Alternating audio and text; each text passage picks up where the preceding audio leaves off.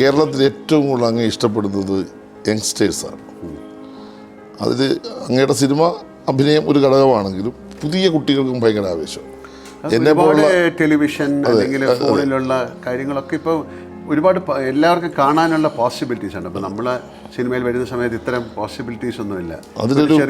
അതൊരു കുസൃതി ചോദ്യം തന്നെ ചോദിച്ചു കഴിഞ്ഞാൽ അതിന് അങ്ങയുടെ ഈ സൗന്ദര്യം ഇങ്ങനെ നിലനിർത്താൻ വേണ്ടിയുള്ള ഒരു രൂപം. ഇപ്പം നമ്മളൊക്കെ പൊതുപ്രവർത്തകർക്കൊന്നും അങ്ങനെ ഒരു സംവിധാനം ഇല്ലെങ്കിലും എന്താണ് സംവിധാനമൊന്നുമില്ല, നിങ്ങളുടെ സ്നേഹം തന്നെയാണ് നമ്മുടെ ആരോഗ്യത്തിൻ്റെ ആരോഗ്യത്തിൻ്റെ.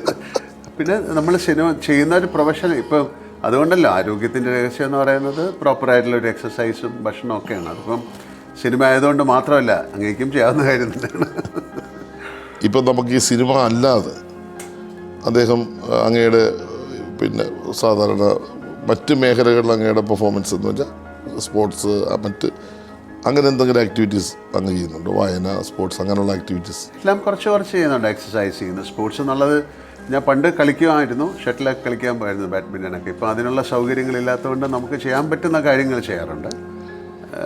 വായന പഴയതുപോലെ വായിക്കാനുള്ള സമയമില്ല, എന്നാലും നമ്മൾ ട്രാവൽ ചെയ്യുന്ന സമയത്തോ ഫ്ലൈറ്റിലോ അല്ല കിട്ടുന്ന സമയങ്ങളിലൊക്കെ ഞാൻ പുസ്തകങ്ങൾ വായിക്കാറുണ്ട്. ഇപ്പം പുസ്തകങ്ങൾ കൊണ്ട് നടക്കണ്ട, നമുക്ക് ഫോണിൽ കൂടെ വായിക്കാം. നമുക്ക് ഒരുപാട് വിരൽത്തുമ്പിലായാലും എല്ലാം. അതുകൊണ്ട് ഒരുപാട് ഇത്തരം കാര്യങ്ങൾ അറിയാനുള്ള സാധ്യതകളും കൂടുതലാണ്.